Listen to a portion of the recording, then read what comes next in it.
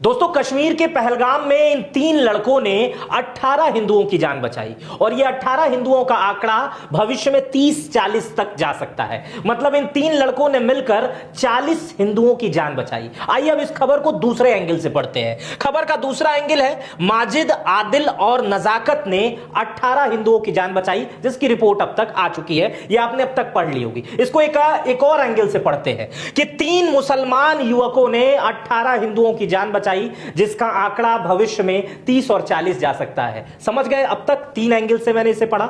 अब इसको पढ़ने का कारण समझिए। जब यह खबर आई, हैवानियत वाली खबर, तो सबसे पहले जो एंगल सामने आया कि धर्म पूछकर गोली मारी गई है। और यह सच है, धर्म पूछ के मारी गई है, गोली मारी गई है धर्म पूछकर। लेकिन इसके पीछे जो कारण है उसको अगर आप समझेंगे और एनालिसिस करेंगे तो आपको जो चीजें समझ में आएंगी वो शायद ये आ सकती हैं। आइए मैं उसको भी समझाने की कोशिश करता हूं कि धर्म पूछने का मतलब क्या था। ये फोटोज आप देखे होंगे और सच में इसको पूरे भारत के मुसलमान और पूरी दुनिया इसका विरोध कर रहे हैं। और भारत ही नहीं, पूरी दुनिया के लोग ये चाहते हैं कि जिसने भी ऐसा कुकृत्य किया, जिसने भी ऐसा घटना की, जो भी संगठन हो, उसके साथ बुरा से बुरा बर्ताव हो, पूरी दुनिया उसे करे, नेगलेक्ट करे और उन्हें कड़ी से कड़ी, कठोर से कठोर सजा दी जाए। लेकिन सवाल अब भी यही है कि आतंकवादियों ने ऐसा किया क्यों? वो चाहते थे, क्या चाहते थे? सुन के हैरान हो जाएंगे। वो चाहते थे कि भारत में जो 80 करोड़ हिंदू रहते हैं और 20 करोड़ मुसलमान रहते हैं, वो आपस में झगड़ा करें।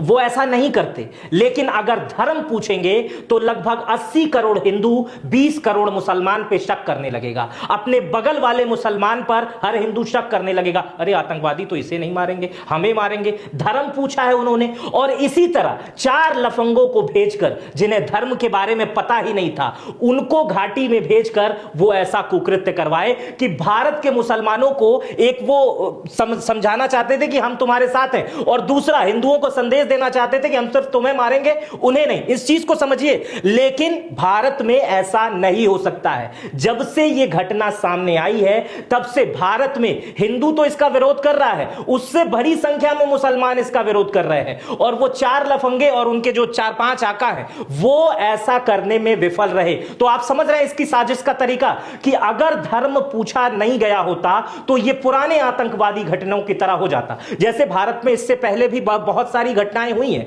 आपको याद होगा कि कसाब आया, उसने सबको मारा, उसमें हिंदू, मुस्लिम, सिख, ईसाई सब मरे, सारे लोग मरे। लेकिन इस बार धर्म पूछ के इसलिए मारा गया, मैंने शुरुआत में बताया कि 20 करोड़ मुसलमानों पे संदेह। मतलब वहां से बैठे बैठे 4 लफंगों को भेज के भारत में एक गृह युद्ध जैसी स्थिति उत्पन्न कराने की व्यवस्था बनाई गई थी। जो कम पढ़े लिखे मुसलमान और कम पढ़े लिखे हिंदू इसे समझ नहीं पाएंगे और आपस में ही लड़ने लगेंगे। तो कितनी बड़ी चाल थी, इसको अगर आप गहराई से समझेंगे तो मुझे यही समझ में आया। और अगर इसको धार्मिक एंगल से देखेंगे तो पूरे कुरान में कहीं पर भी नहीं लिखा है कि किसी निर्दोष को मारा जाना चाहिए। मैंने कुछ पढ़ा लिखा है, उसमें लिखा हुआ है कुरान में कि कुरान में बेगुनाहों की हत्या और गंभीर पाप मानवता के खिलाफ इसे बताया गया है। और जो व्यक्ति बेगुनाहों को मारता है, अल्लाह उसे जन्नत हराम कर देता है। तो जिस जन्नत का सपना देख के 4 लफंगे भारत में आए थे, वो तो उन्हें मिलेगा ही नहीं। और अगर वो धर्म के वजह से आते और इसे अगर धार्मिक रूप दिया गया, जैसे जब से ये घटना सामने आई तो धर्म का ही एंगल सामने आया था,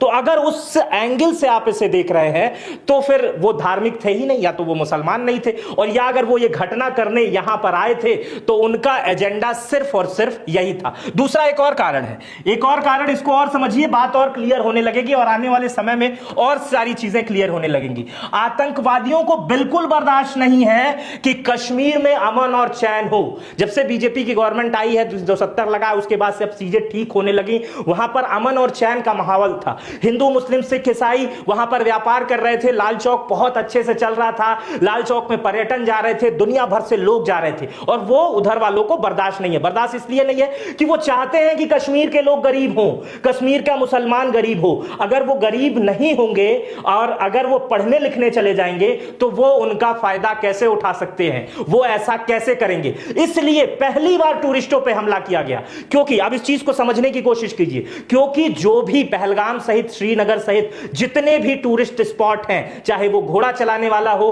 चाहे चाय बेचने वाला हो, चाहे मैगी बेचने वाला हो, उसमें अधिकतर आबादी मुसलमानों की है। और अगर टूरिस्ट जाते हैं तो उन मुसलमानों का पेट भरता है, और अगर मुसलमानों का पेट भर रहा है तो वो आतंकवाद की तरफ, या उनका कोई लड़का हथियार नहीं उठाएगा। अगर वो लड़का स्कूल खेलने चला गया, वो क्रिकेट खेलने चला गया, सरकार की योजनाओं में आ गया, तो वो ऐसा नहीं करेगा। तो एक सबसे दूसरा उनको आसान तरीका लगा कि घाटी, जहां पर हमें सबसे ज्यादा संरक्षण शुरुआत से मिलता है, घाटी के वो लोग जो आसानी से बहल फुसल जाते हैं, घाटी के वो लोग जो हमें संरक्षण देते हैं, और वहां पर इतना फल फूल रहे हैं कि वो हमारी बात ही नहीं मान रहे हैं और उल्टा व्यापार कर रहे हैं, अपने बच्चों को पढ़ा रहे हैं और हमें ही नहीं जगह दे रहे हैं, हमारी वजह से पत्थरबाजी नहीं करवा रहे हैं। तो ये बहुत ज्यादा दर्द दे रहा था वहां पर बैठे हाफिज सईद और हिजबुल्लाह जैसे लोगों को। तो ये उसका दूसरा बड़ा कारण हो सकता है। इन कारणों का विश्लेषण पे जब मैं जाऊंगा तो मुझे लगता है 1-2 घंटे लग जाएंगे, लेकिन आप इस चीजों को समझ सकते हैं। अब मैं उन 3 वीर बालकों की कहानी सुनाऊंगा जिन्होंने धर्म नहीं देखा, क्योंकि शुरुआत से यही एंगल चल रहा है कि धर्म पूछ के मारा गया। अगर धर्म पूछ के मारा गया तो धर्म पूछ के बचाया क्यों नहीं गया, यह भी एक एंगल हो सकता है। लेकिन अगर नजाकत, इस नजाकत को देखिए, नजाकत जो है वो 11 लोगों की उसने जान बचाई। ये वीडियो आपने देखा होगा कि एक इधर बच्चा लादा हुआ है और एक पीछे लादा हुआ है, गोली लगी हुई है और वो दौड़ रहा है। नजाकत उस समय बचा रहा था लोगों को इसलिए क्योंकि ये लोग जो है, अच्छा एक सबसे इसमें हैरान करने वाली बात है, इसमें आप जिन आदमी को देख रहे हैं ये बीजेपी के नेता हैं छत्तीसगढ़ के। ये अपने 11 लोगों के साथ आए हुए थे कश्मीर, और जब यहां कश्मीर आए तो नजाकत इनको टहला रहा था। नजाकत से इनका पुराना रिश्ता है। रिश्ता क्या है कि जब सर्दियों का मौसम कश्मीर में आ जाता है तो कश्मीर में बेरोजगारी छा जाती है चारों तरफ। तो कश्मीर के जितने युवा होते हैं, आप भी देखे होंगे, आपके वहां रिक्शा चलाते हैं, शॉल बेचते हैं, तो उसी में से नजाकत वो व्यक्ति था जो छत्तीसगढ़ जाया करता था। और छत्तीसगढ़ में अरविंद जी का जो परिवार है, 11 लोगों का परिवार,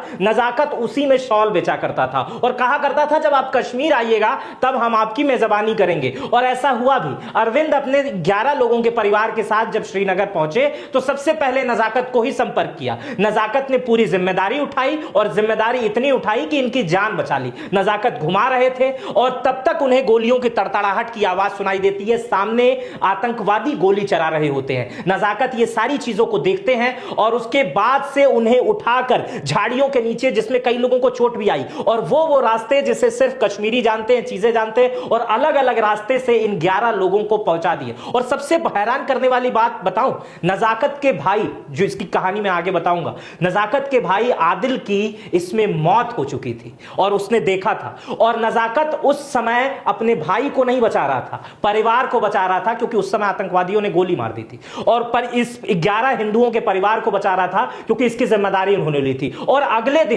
अगले दिन का वो समय जब आया, जब एक अंतिम समय देने का, मिट्टी देने का समय आता था, तो उस समय नजाकत उसमें मौजूद नहीं था। क्रियाकर्म जिसे कहते हैं, उसमें वो मौजूद नहीं था। वो श्रीनगर के उस परिवार के साथ था, उन्हें एयरपोर्ट छोड़ रहा था जिस हिंदू परिवार की नजाकत ने जिम्मेदारी दी थी। तो अगर धर्म देख के मारा गया था तो धर्म देख के बचाया क्यों नहीं गया, यह सवाल भी पूछा जाना चाहिए। क्योंकि यह सवाल इसलिए पूछा जाना चाहिए क्योंकि हम उनकी उन मंशाओं को, वो आतंकवादी थे, वो 4 जो थे कमजोर थे और मानसिक रूप से गरीब थे, उन लोगों को अगर हम इस तरह से समझ लेंगे और जो वो चाहते थे वो हो जाएगा, तो ऐसा नहीं होना चाहिए। मुझे ऐसा लगता है, हिंदुस्तान ऐसा नहीं। आगे समझते हैं। गोली खाने वाले आदिल की कहानी सुनिए। ये आदिल जो है वो घोड़ा चलाता है। इसके पिता है उमर अब्दुल्ला, इसकी मिट्टी में पहुंचे हुए थे और सबसे आगे इमाम साहब खड़े थे, उसके पीछे उमर अब्दुल्ला सहित हजारों लोग खड़े थे। आपने वो वीडियो भी देखा होगा। आदिल की मौत कैसे हुई पता है? आदिल अपने जो कस्टमर थे उनका घोड़ा चला रहा था, सामने आतंकवादी आते हैं और आदिल ही कहा जाता है। आदिल, जो रिपोर्ट्स आ रही हैं उसके अनुसार, तमाम रिपोर्ट्सों में जिक्र नहीं हो रहा है कि कितने लोगों को बचाया, लेकिन आदिल आतंकवादी से लड़ रहा था क्योंकि आदिल को आतंकवादी मारना नहीं चाहता था। आदिल आतंकवादी से लड़ रहा था था कि मत मारो, ये हमारे गेस्ट हैं, ये हमारे लोग हैं और ये बेगुनाह है, इन्हें मत मारो। और इसके बाद से उससे बकझक हो जाती है, और जब बकझक होती है तो उसमें टाइम स्पेंड होता है, और इसी टाइम स्पेंड के बीच में वहां से तकरीबन 20-25 लोग भाग जाते हैं। और उसमें सबसे बड़ा जो श्रेय दिया जाना चाहिए वो आदिल को दिया जाना चाहिए, क्योंकि आदिल ने अपने जान की परवाह नहीं की। जब उसकी बंदूक छीनने लगा आदिल, तब जो है आदिल को उसने मार दिया, और आदिल को 3 गोली लगी। आदिल के पिता ने कहा है, आदिल के पिता हैदर शाह ने कहा है कि मैंने सुना है कि आतंकियों से पर्यटकों की जान बचाने के दौरान उसे 3 गोली मार दी। आगे कहते हैं आदिल के पिता कि आगे कहा कि बेटे से ज्यादा सैलानियों का दुख है, बेगुनाहों की मौत हुई, बेटे पे गर्व है, और उसने सैलानियों की जान बचाने में अपनी परवाह नहीं की। आदिल ने के पिता ने कहा कि बेटे की मौत से ज्यादा सैलानियों के लिए दुख है, और उनके परिवार के जज्बे की कहानी बताती है कि हिंदुस्तान है ये, और हिंदुस्तान में अपनी जान लगा दी जाती है दूसरे की जान बचाने के लिए। आगे एक और कहानी है, ये है 6 लोगों की जान बचाने वाले मजीद की कहानी। ये मजीद है, इनकी स्टोरी आज रिवील हुई है, आज दिखाई दे रहा है, और रिवील करने वाले ये हैं। ये अपने परिवार के साथ, इनका नाम है सुरेश बिजारदार, और ये अपने परिवार के 6 लोगों के साथ महाराष्ट्र से घूमने आए थे। और ये कहते हैं कि हम पहलगाम से कुछ ही दूरी पर थे और हमला हो रहा था। हमारे ड्राइवर ने बताया कि आगे कुछ गड़बड़ी है, हमें तुरंत वहां से निकलना चाहिए। सुबह से शाम देखकर हमने पूरे माहौल को देखा था, सब शांत था, सब सकारात्मक था, स्थानीय लोगों से बातचीत की, कोई भी आतंक का महक तक नहीं आ रही थी। लेकिन अचानक जो है वो गोलियां चलने लगी। तब हमारे ड्राइवर मजीद ने कहा आगे गड़बड़ है, मैं आगे आपको नहीं ले जा सकता। अब उसने गाड़ी घुमाई और होटल ले गया। होटल में ये लोग जब एम्बुलेंस देखे और भारी संख्या में सेना देखे तो ये 6 लोग डरने लगे, और बहुत ज्यादा डरने लगे। तब मजीद ने कहा कि ये ऐसा मैं नहीं कह रहा हूं, इन्होंने बताया है, इनकी रिपोर्ट्स कही हैं। इन्होंने कहा कि अगर आप लोग परेशान हो रहे हैं और यहां होटल में डर लग रहा है तो चलिए मैं आपको अपने घर ले चलता हूं। ये जज्बा था मजीद का, और मजीद सहित, आदिल सहित और नजाकत सहित तमाम लोगों ने, ये तो कहानियां रिवील हो रही हैं, सामने आ रही हैं, तमाम लोगों ने उस समय सैलानियों की जान बचाई। तमाम वो टैक्सी ड्राइवर थे जिन्होंने पैसे नहीं लिए, तमाम वो होटल्स थे जिन्होंने अपने पैसे छोड़ दिए। ये इसलिए क्योंकि ये लोग भारतीय हैं, और जो वहां पर ये कायराना हरकत किए थे 4 लफंगे जो आए थे और कुछ लफंगे जो वहां से गवर्न कर रहे थे उन्हें, वो ये चाहते थे कि ये माहौल बिगड़े। लेकिन इत्तेफाक की बात ये है कि अभी तक माहौल नहीं बिगड़ा है और कुछ भी नहीं हो सकता, क्योंकि वो जो चीज समझाना चाहते थे वो भारत के लोग बहुत आसानी से समझ गए कि ये फेक है, ये गलत है और ये रॉन्ग नंबर है। मेरा नाम मित्र प्रकाश है। इस स्टोरी पर आपकी क्या प्रतिक्रिया है मुझे कमेंट बॉक्स में बताइएगा। अपना बेहद ख्याल रखिएगा। बहुत बहुत